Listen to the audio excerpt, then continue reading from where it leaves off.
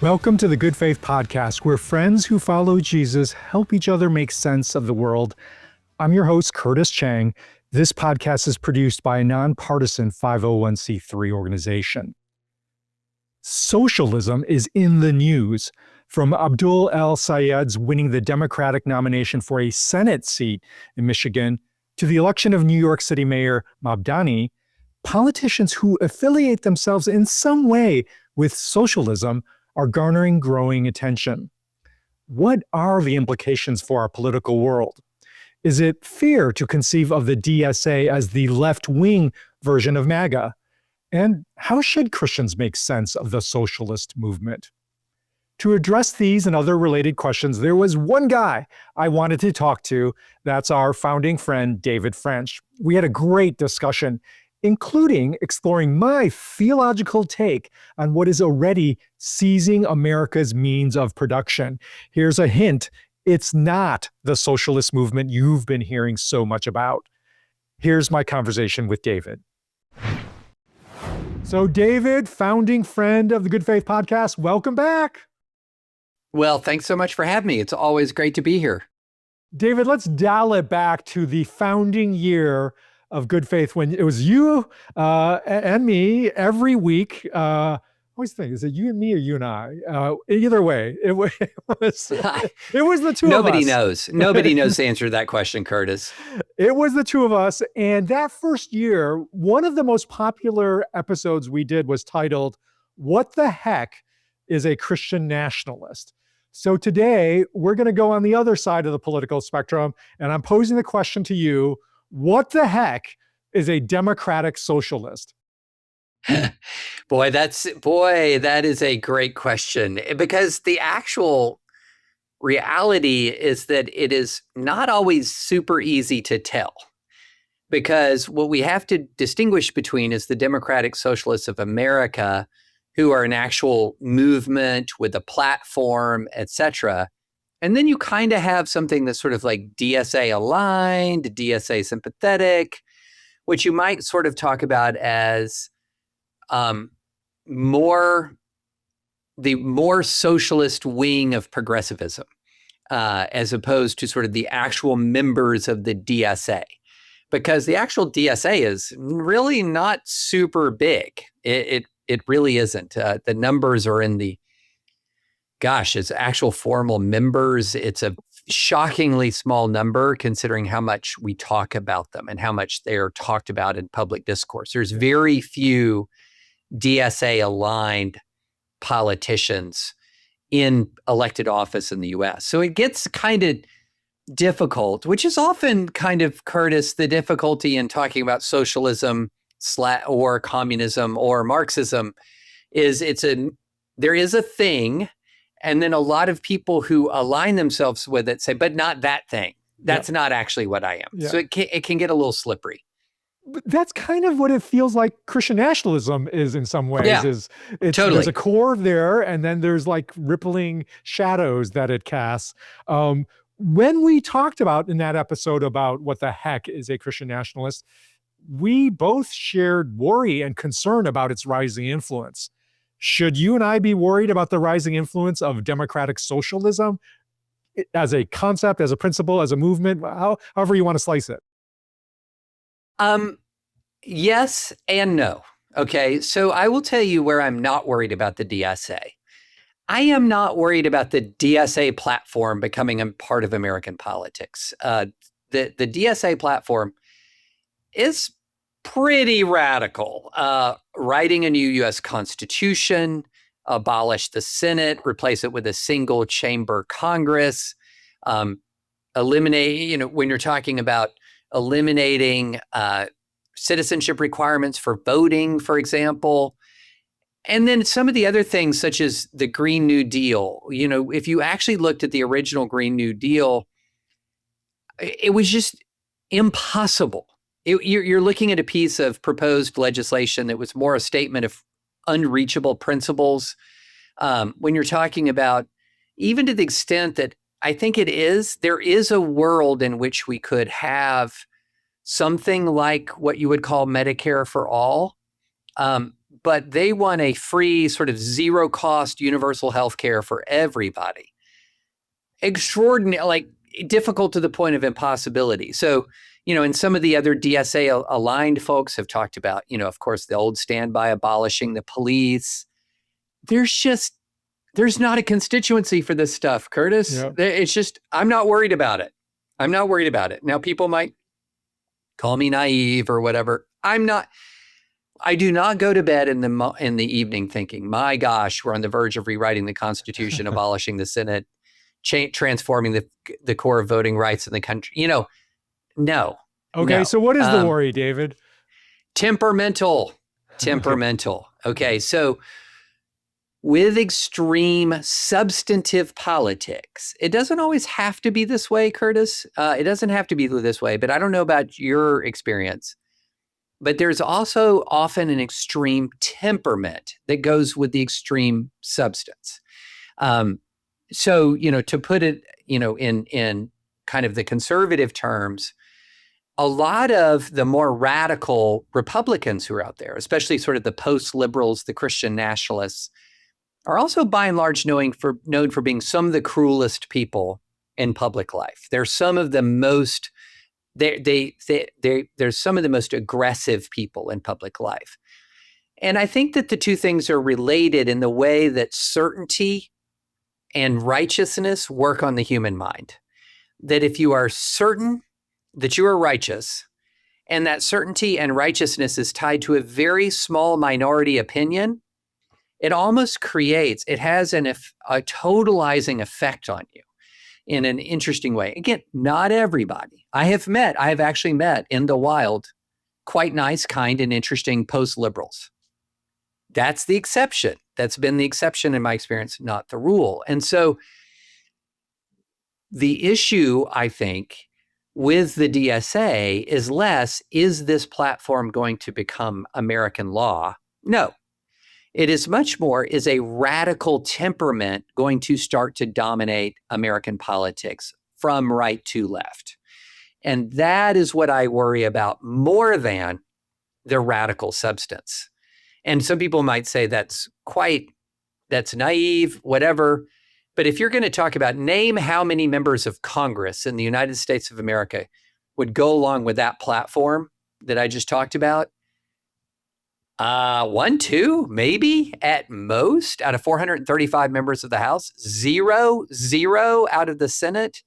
So we're not talking about a movement that has really any traction substantively in capturing American hearts. But we are talking about a movement that is growing increasingly attractive to a lot of people on the left temperamentally, because they see the ferocity of MAGA as being sort of like almost its secret weapon. Well, then, in what extent, then, should we think about the rise of socialism, democratic socialism, as like, the doppelganger to MAGA? Is it the left version of MAGA? Is that the right? Because MAGA has certainly shaped the temperament, as you've said, of the conservative movement. I mean, in, deeply, deeply troubling ways. Is that the danger? Not so much in policy, but in that shaping of the temperament on the left? Because again, I'm not as worried about the policy, because when you scratch below a lot of people who sort of claim to be DSA aligned or DSA sympathetic or whatever, what they're really talking about is Norway or Denmark. Like they want America to be like a Norway or a Denmark. Well, I've got news for y'all. Norway and Denmark are capitalist democracies with generous social safety nets. So a lot of people are sort of thinking, they're not thinking socialism, they're thinking Western European liberal democracy, which is less defense spending, robust social safety networks, the kinds of things that in many ways have limited a lot of European economic growth, but a lot of Europeans just like as part of the democratic process in the sense of trade-offs. They're willing to trade off, say, for example, a less dynamic economy for more vacations, family leave, and more generous pension plans. Like, these are trade-offs that democratic societies make all the time. Yeah. And some of them have a more generous social safety net than others. But if like you're talking to somebody on the DSA and they say Norway is the way to go, that's one thing. If you're talking to somebody at the DSA who's like writing a press release congratulating, say, the Castro regime Yeah. for its continued, and that for its continued domination of Cuba, oh, we got something else going on. And that label DSA is so big, it often encompasses both of these things. Right. So, I mean, at some level, this brings up is when you think about democratic socialism, and let's broaden out to just from the DSA formal organization, but when you think about democratic socialism in America, how much does the democratic part, is that really meaningful? Like how much of this movement is committed to the democratic principles of our liberal democracy? Because, when you think about it as you make the case that it's the doppelganger of MAGA, there's a lot of things that I really disagree profoundly with MAGA, but it's at its core, one of its biggest threats is its rejection of democratic norms. So to what extent should we be less concerned about democratic socialism because the democratic part really matters? Yeah.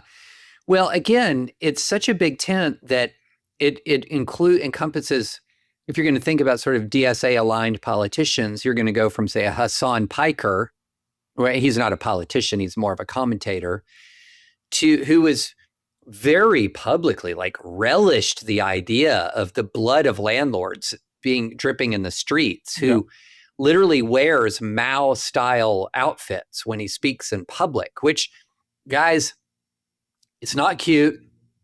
It's not fun. It's not interestingly transgressive. It's not trolling. It is every bit as gross as wearing an SS uniform. Yeah. If you see somebody in a Mao outfit, a Mao costume, just look at them and say, how would I think if I saw somebody in an SS uniform? Yeah. That's how evil Mao was. Talk to my parents' generation who grew up under that. Yeah. Yeah, absolutely. I mean, that's evil, genocidal evil. So we're going everywhere from that to, say, a Bernie Sanders who's run twice in Democratic primaries, way to my left. But Curtis, you and I have friends who are to the left of Bernie Sanders, good, dear friends. I would not in a million years think of them as a threat to our democracy. They're just proposing policy ideas I profoundly disagree with. And this is what we have to sort of sort through, and the way a lot of our politics sort of really flattens everything. Yeah. And our coalition building also aids in that, because you've got a lot of people on the left who say, for example, don't want to alienate Hassan Piker and his colleagues or allies, in the same way that there are some on the right who don't want to alienate Nick Fuentes and his groypers, because you need all hands on deck to fight the hated other side. Now, if you want to talk about Democratic voters, a lot of them are very mad at the establishment, the Democratic establishment, really angry. And there are reasons for this. This isn't just something that is cooked up, manufactured. I mean, think of it this way. The Democratic establishment ran a guy for president who was the head of the Democratic establishment, who had no business running for president, walked into a debate, disaster, and then anointed a successor without so much as even nodding at sort of any kind of public participation in the process. If I was a Democrat, I would still be seething about that. I'm not a Democrat, and I'm seething about that. That was absurd. Or if you look at, say, for example, Doug Wilson said that anyone who voted for Zoran Mamdani should have their citizenship stripped. Okay, that's Christian nationalism right there. Anyway, but think about this. If you're a Democratic voter in New York, you're voting for mayor. What were your two other options? Cuomo, who had been run out of the governor's office in a cloud of COVID and sex scandals, or Mayor Adams, who had been indicted by the Department of Justice. And so everyone's like, well, guys, you can't vote for Mamdani. Oh, really? You mean these other guys? Yeah. And so you've had these situations where the Democratic establishment, and then there's a lot of grievance about the 2016 primary, that Hillary Clinton was kind of anointed, that every institutional thumb was on the scale of sort of crowd of chasing everyone away except for Hillary Clinton. Joe Biden famously didn't run in the 2016 cycle, et cetera. And there's a lot of lingering bitterness even over that. So there's just rage at the Democratic establishment by an awful lot of people. That is setting the stage for a Tea Party style problem for Democrats. And, just looking at it from the standpoint of now, we're now more than 10 years since the Tea Party essentially took over the GOP by hitching its anger to the most angry politician who's run for president in my lifetime. We're now living with the fruit of all of that rage. And It's very bitter. It's very hard. It's very terrible for our country and for the world. So I feel like, and one of my core worries about the Democrats is in their rage against the establishment, you have this tendency to kind of react against the establishment on all fronts. Yeah. And that's where the peril lies. That's where the danger lies. And then also, there's another aspect of this that history has shown is very real and very dangerous. And that is this. When the brown shirts rise, the red shirts often seem like the most effective opposition.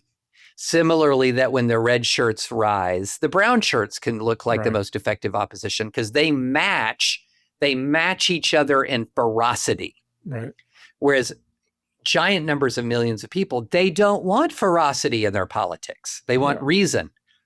But in a time of two competing big extremes, the people who are willing to push further and further, the people who are willing to commit the most often tend to win the day. And that's why you often see it's almost like yin and yang, that when one arises, its counter extreme arises as well.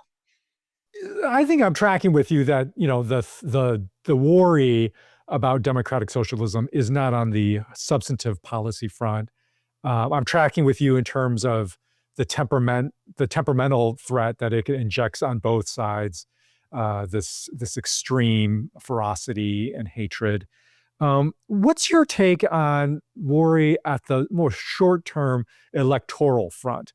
To what extent should this worry be that goes something like this? Look, democratic socialism is still going to be an extreme wing of the Democratic Party, but the Republican Party, Trump and whoever his anointed successor is going to be, is going to use that to paint with a broad brush all Democrats to say, look, resist communism, and so therefore give the Trumpian movement another 4 years. Like, how much of a worry is that? It is a worry. Yeah, it is a worry. And I will tell you why, because a lot of my Democratic friends are like, wait a minute, that's not a reasonable worry.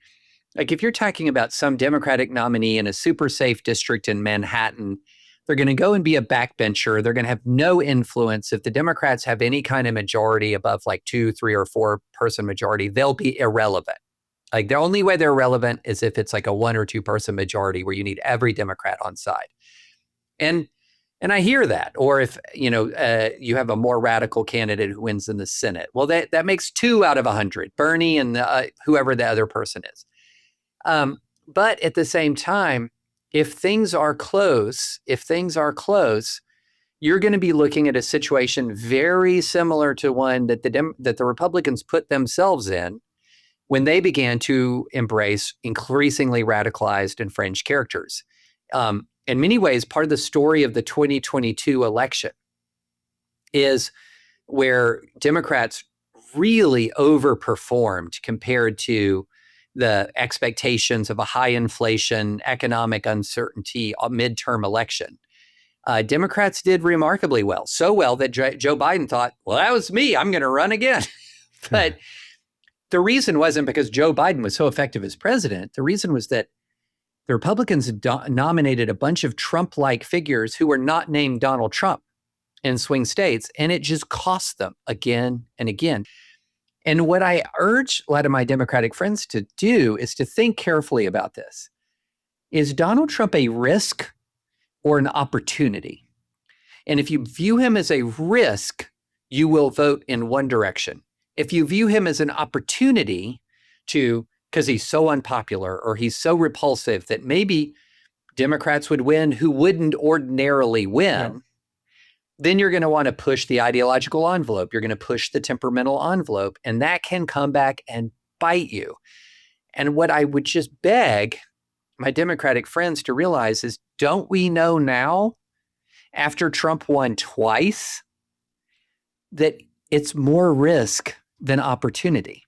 And I think after January 6th, after I'm gesturing at everything around us right now, people should be looking at Trump as a risk, not as an opportunity. And they should also, Curtis, this is very important, see that unifying a solid majority of Americans is an imperative. Yeah. An imperative. Winning 50.1% and trying to implement some sort of radical agenda is just going to make everything worse. It's just going to make everything worse. If you win 55, 56, 57%, and you govern like that, then you actually have a chance to push us past this awful polarized time.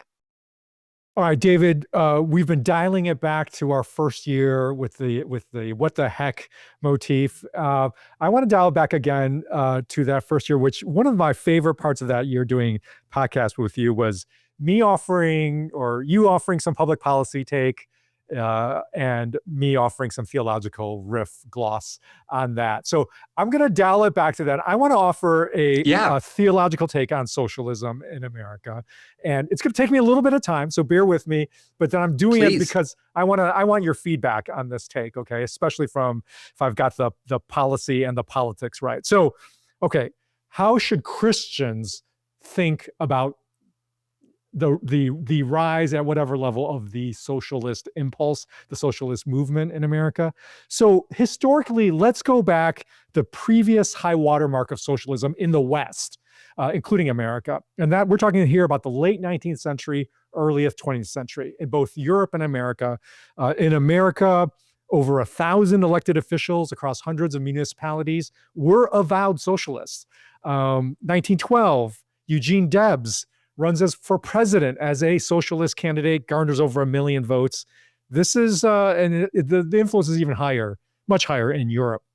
Theologically, the most sophisticated response, I think, comes from the Catholic Church, especially Pope Leo XIII, the namesake of the current Leo, in his landmark encyclical Rerum Novarum. I hope I'm pronouncing it right, just like I don't know as you, I or me. I never know how to pronounce this. But do not ask me. Do not.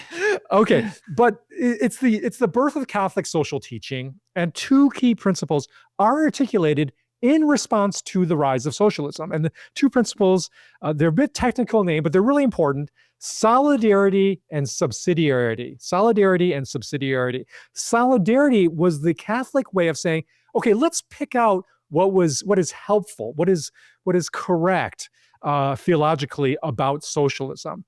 And solidarity just means we as a church should be in solidarity with the most weak, defenseless, vulnerable of society, and we should influence the state to assume the role of the defender of those who can't defend themselves. It's not the state doesn't exist to advance the interests of the powerful, the rich. It's to defend those who are vulnerable and defenseless. That's solidarity. And that was the Catholic way of saying, okay, that impulse of socialism, we affirm. Subsidiarity was where Catholic social teaching said, here's what socialism gets wrong, because subsidiarity means you should push decision-making as low as you can to the people who are most affected by a state decision. It's kind of like Catholic version of Burkeanism, if you will. And that's, in contrast to socialism at that day, which was all about, seizing the national powers of the state and imposing top-down implementation of the socialist agenda. Subsidiarity says, no. Give decision-making power to the people who are most affected by the issue at hand.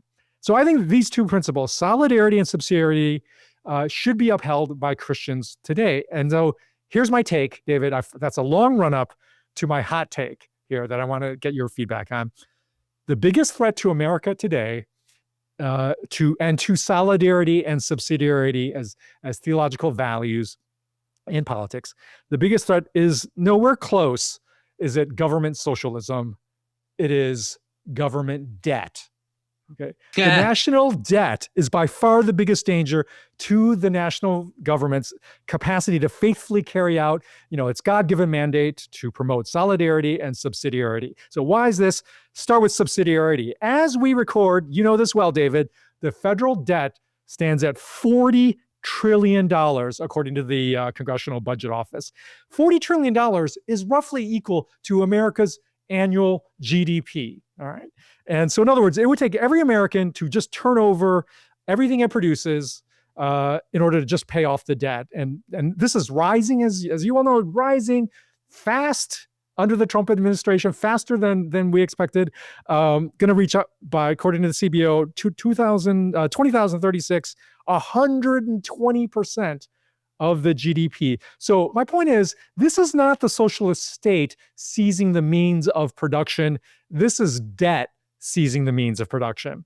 And history tells us, both you and I as history nerds, at some point, this massive structural debt, it comes due. It starts hitting the effects of the economy, and with severe economic, political damage. And we've been kicking that damage down the road by just borrowing more money.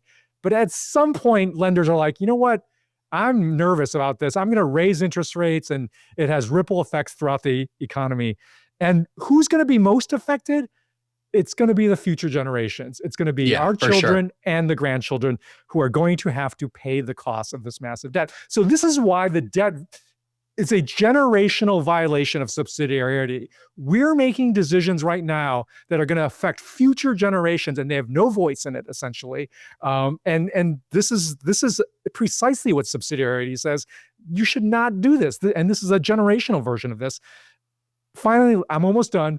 The other half of my theological analysis. Debt not just threatens subsidiarity, it threatens the government's capacity for solidarity. The debt means we currently are paying $3 billion a day, $3 billion a day just to pay the interest on this debt. That is money that could go any number of ways to defend the vulnerable. Like this year, we'll spend 7x on interest payments on the debt compared to what we spend on food assistance for the hungry domestically. Let's think internationally. We will spend 2,500 times on interest payments compared to this year's, at least, budgeted aid to the Ukraine. I mean, we could go on.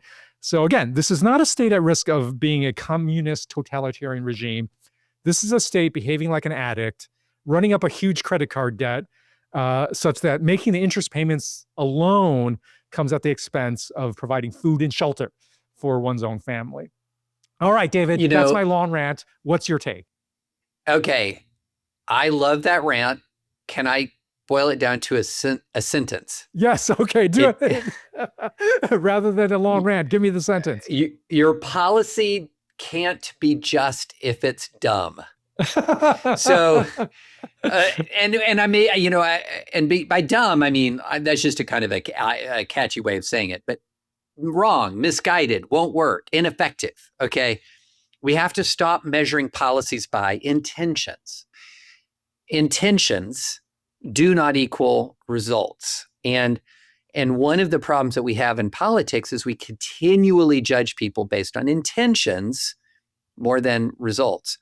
And as far as the debt goes, the debt, I think I've used this analogy on this podcast years ago, but I'll never forget what Noah Smith said about debt. He's an economist. He writes a fantastic Substack. He's sort of center-left, really interesting guy.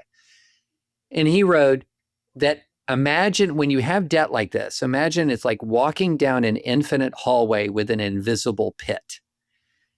You don't know when the bottom's going to drop out. Yeah, you don't know when, but it's gonna. And at some point, if you're continuing to walk down there, it's foolish. What are you doing?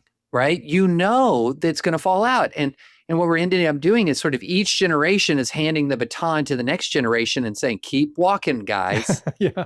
Keep walking. I mean, I don't think it'll fall out when you're alive. So just keep on going. Yeah. And we began to see a little bit of this in the consequences when you saw the massive inflation in 2021, 2022. Part of that was a result of kind of engaging in and indulging in some of the pet theories of the of DSA aligned folks, which is our biggest problem is we haven't spent enough public money. We need to spend more public money. Well, this is the And that Medicare came for back and all bought us. vision that you're talking about. Yeah, Mhm. that would completely blow out the debt. So Yeah. And so a lot of this is, I think a lot of times in politics, we measure a person's sort of the morality of their stance by their intentions, but it's also dependent upon outcomes as well. I might not be a terrible person if I, in good faith, think that something will work that doesn't. yeah, But I'm skating on being a really irresponsible person if I continue to advocate solutions that have proven to be failures. Yeah. But then whitewash it through my wonderful intentions. And so I think that's why, it's very interesting. There's parallels running in both directions all the time. So, J.D. Vance he has a whole chapter in his book just like crapping all over economists, sort of saying that economics has substituted for moral reasoning in American life. No. There might be a few people who are just like Homo sapien economists, like all they think about is profit maximization. I've never met such a person in my life. I look at economics as informing moral reasoning, not governing it. So if my moral reasoning says, I want people to have affordable health care and affordable housing. Yes, I agree with that 100%. And then I go, therefore Medicare for all and rent control. Then the economist comes in and says, it ain't going to do what you think it's going to do. And then you have to go, I still have the same values, but how can I pursue those values in a way that's effective, reasonable, and acknowledges the rights of others? And this is where, that's where that sort of greater sophistication that can come in through economics and sociology and other forms of study can be very helpful and sometimes morally necessary. Yeah, I think that's so important to recognize the limitations of intentions, because I think $40 trillion of federal debt is paved. That road is paved with good intentions at one level, right? Everybody thinks this program, that program is going to be and it probably is good intentions, but it leads to economic disaster at some point. Yeah, go ahead. I believe it was last fiscal year that interest on the debt was the third greatest federal budget item. After Medicare and Social Security, yeah. After Medicare and Social Security, and in front of national defense. Yeah. So if you don't think that's constraining us, if you don't think that's limiting our options, if you don't think that that's a time bomb that can go off, at some point it's a moral issue in the same way that spending, and look, the comparisons to a family and to a company are not precise because neither families nor companies have ability to print their own money, for example. Yeah. But at some point, it would become a moral failure to continue to spend above your means as it inflicts harm on other people. Yeah, and the Bible actually really warns against the power of debt. Now, obviously, the Bible's not talking about public debt or treasury debt in the same way, but Proverbs 22:7 says, "Look, the rich will rule over the poor, and the borrower will be the servant to the lender." I mean, it leads to a certain captivity.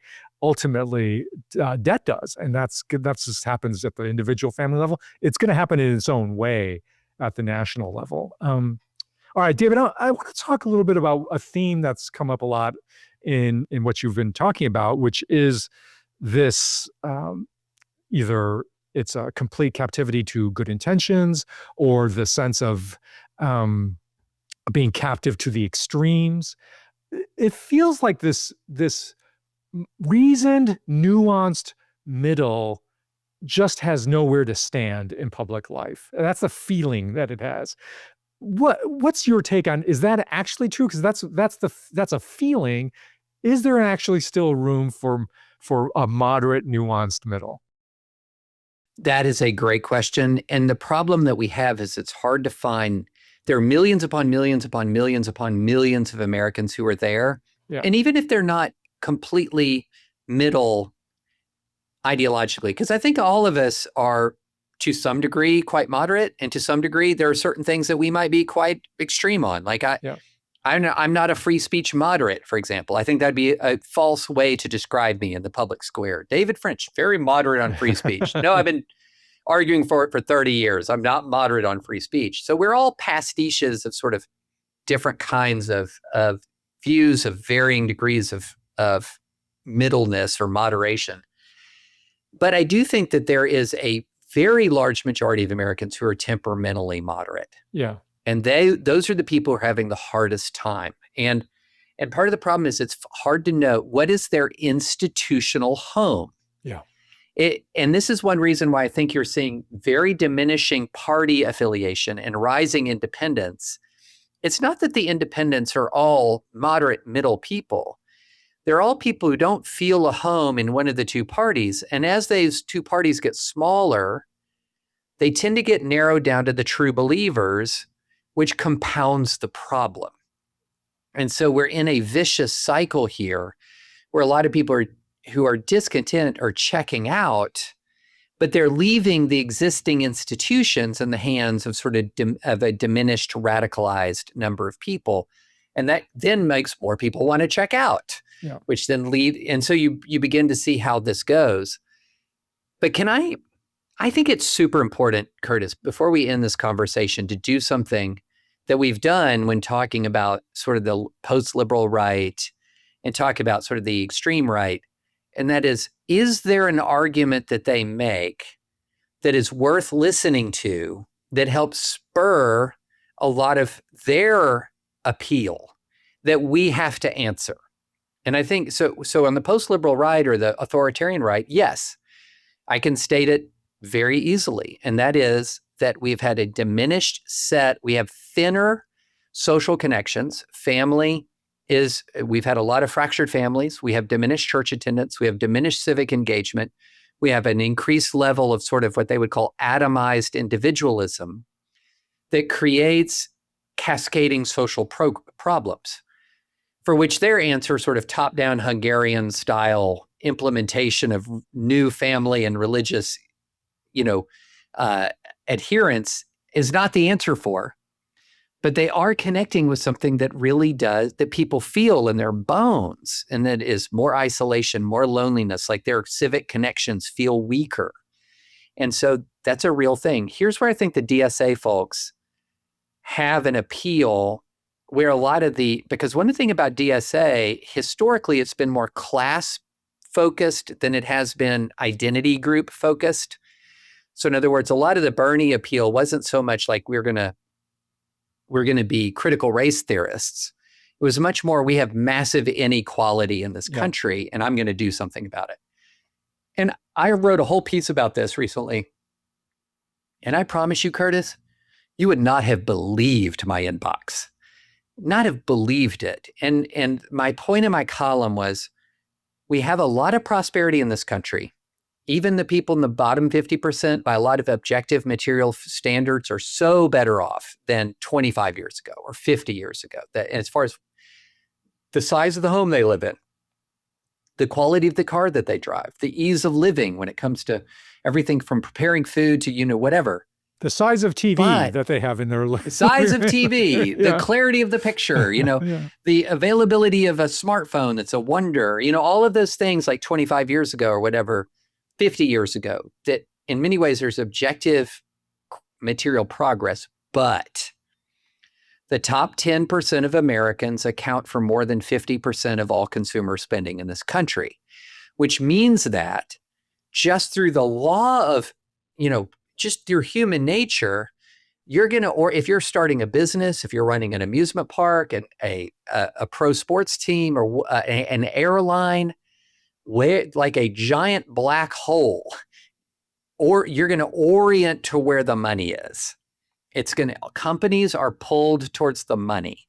And if the money is in the top 10%, all of a sudden, as I said in my piece, you end up with a group 1 economy for a group 9 nation, talking about American Airlines boarding groups. Yeah. Group 1 is the very few, the executive platinum and the first class and all of that. And they get all of the perks. And then if you're somebody else, you just sit there and watch as group 1 gets on board. Then when you board, you see group 1 drinking champagne. And then you And so you're constantly reminded that other people matter more in this economy than me. It just constantly hits you over the head. And I really think that's a cultural problem for us. Like, for the example, the idea that if you're a middle class guy and your son is a Chicago Bears fan and loves the Bears more than anything, it is going to absolutely eat your budget for a month if you want to go to a Bears game.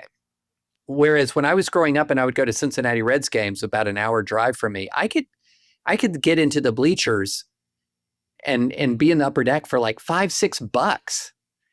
Easy to afford, even, if you didn't have very much money back then.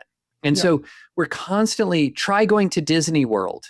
It's just like a regular person who hasn't bought all the extra perks and passes and everything. It's a quantifiably different experience. And so I think one thing that we have to reckon with is that when the DSA is making some of these economic arguments, they're really connecting with people who in absolute terms aren't poor, who in absolute terms by historical standards might be doing well, but for very real reasons feel like this country is not set up for me. This economy is not set up for me.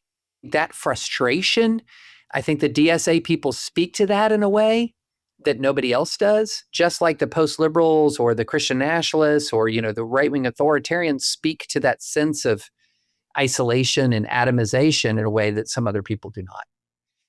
David, I want to talk more about how, kind of our views can shift depending on what we see happening before us. I want to talk about another, what I think is, for me, an existential threat of a free market economy running untrammeled, which I think historically I've been, like I said, I've said before, I'm kind of like a Burkean progressive. Like I believe in progressive aims. I don't believe in the state implementing those solutions to it as a rule. And you've shared that with me. Like we're generally kind of skeptical of government solutions and put more trust in free market. But this is changing for me with the rise of incredibly huge, powerful transnational tech companies, and especially with AI, Anthropic, OpenAI, Google, Meta. I mean, in some ways, they threaten to become more controlling and more powerful, more intrusive, more monitoring of our private lives than anything the IRS. I mean, ChatGPT knows more about me than the IRS ever did. So it's hard to see any check on this corporate power that is sort of running on the rails of free market capitalism, at least ideologically and in some ways structurally. That's making me like, what will be a counterweight against the power of these huge companies that are amassing ever more power and knowledge and data and over our lives?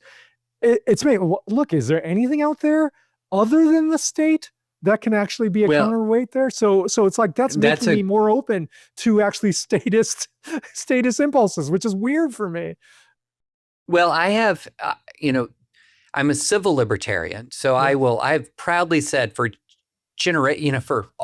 almost all my adult life, I said I'm a civil libertarian, which means free speech, free exercise, religion, due process, freedom from cruel and unusual punishment, like that. Those are civil liberties, and I am very emphatic about that.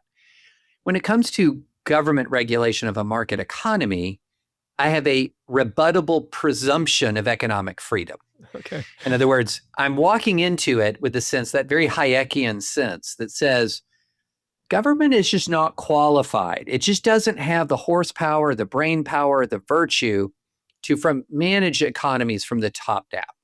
At the same time, this is why it's a rebuttable presumption. There are things that can happen in a market economy for which there is no other answer except for government involvement. So let me give you a great example. Right now, the war in Ukraine depends, and the outcome of the war of Ukraine depends to a shocking degree on the whims of one human being who's not Russian and he's not Ukrainian, and that's Elon Musk. Elon Musk has built, through enormous effort, energy, and creativity, a network of satellites called Starlink that are proving essentially indispensable to the Ukrainian war effort. And that if he turns off Starlink for the Russians, it hurts Russia. If he turns off Starlink for the Ukrainians, it hurts Ukraine. And he is actually, there's a lot of reporting that he's selectively turned off Starlink to particularly frustrate both Russian and Ukrainian military plans at certain times. Who elected that dude? And so there's a situation in which you could have, a national government that says Starlink is too powerful to be in the hands of an unaccountable individual. Now, I'm just using this as an example. But that's the way I look at it. I think government needs to be much more humble. It is not good at central planning, especially in complex economies and cultures. However, the free market isn't utopia.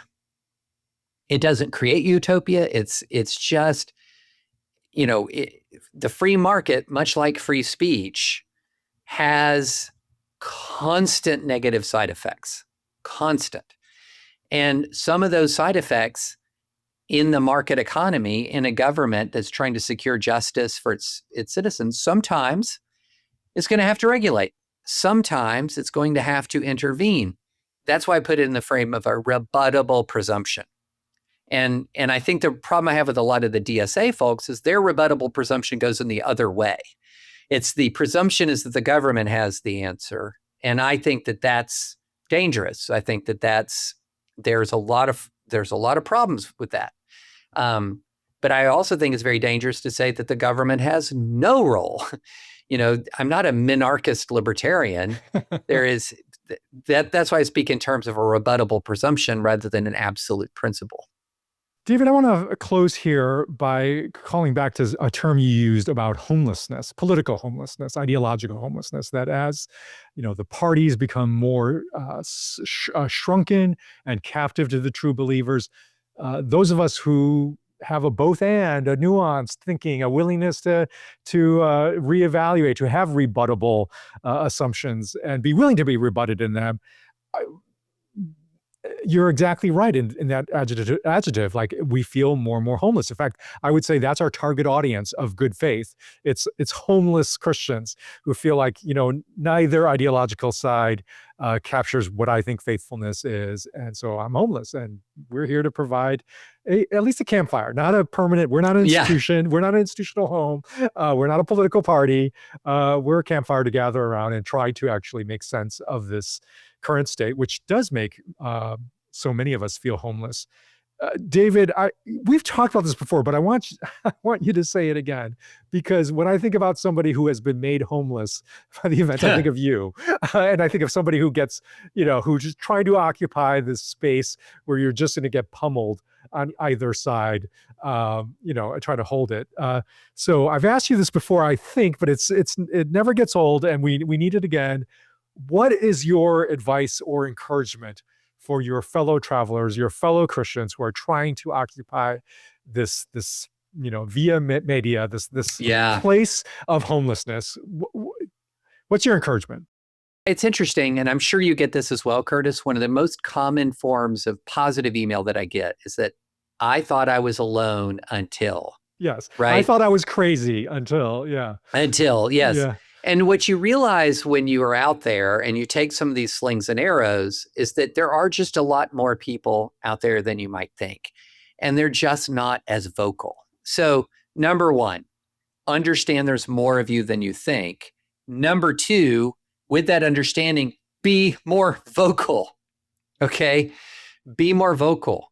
There's a point at which you kind of... You at this point, you have to say, okay, well, I don't want to. For individual reasons, it might be really bad. It feels bad to engage. It feels bad because people will tear you to pieces. But at some point, if you walk away, if you do the Homer Simpson where you kind of walk into the bushes, you become part of the problem. You really do. Because you seed the ground. Because they're all charging out of the bushes into the public square. And if you're backing into the bushes because it's just too unpleasant. And then, a third thing is just recognizing throughout this entire process the sovereignty of God and get yourself into some perspective. The the few thousand who hadn't bowed the knee to Baal. Are we in that? Is it that dire? No, not even close. The online persecution and shame storms and all of that, is that anything like, would a first century Christian look at that and feel sorry for you? No, right? Yeah. And I think that one of the things that has happened is things have been so good for so long in this country that we absolutely just took it for granted. And we're having to readjust and recalibrate that it's a different time. It's the kind of time where, we've said this before, Curtis, your grandchildren are going to ask you what you did. They're going to ask you how you responded. That's the kind of time you live in.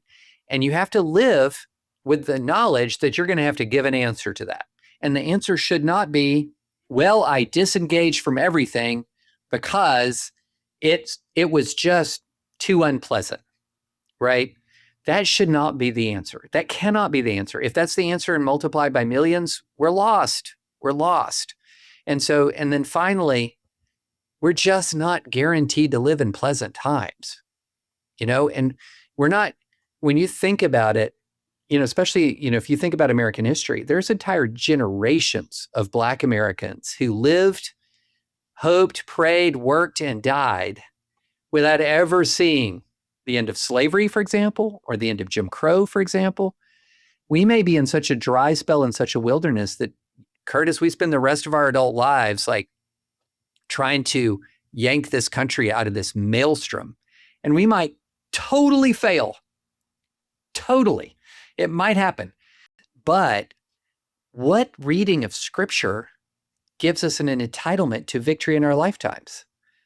But every reading of Scripture gives us a obligation to act justly in our lifetimes. Well, amen to that, David. Thank you for that encouragement. That isn't a personal encouragement to me. For the rest of our lives, we may be doing countless numbers of what the heck is episodes of the latest threat to the goodness of our society and world and church. So, I really hope we do not get to the point where there's a title of this podcast called "What the Heck is a Concentration Camp?" Yeah, like that kind of thing. I mean, So we're still far from some of the worst of the worst of the worst. But I will tell you, some of the stuff we're seeing about what's happening to the conditions that immigrants are being put in. That's right. Whew. Wow. All right, well, David. Well, no one else I'd rather be in the trenches with than you. So thank you again for being the founding friend of Good Faith Podcast. It's been great to have you. Well, thanks, Curtis. Always so great to be with you.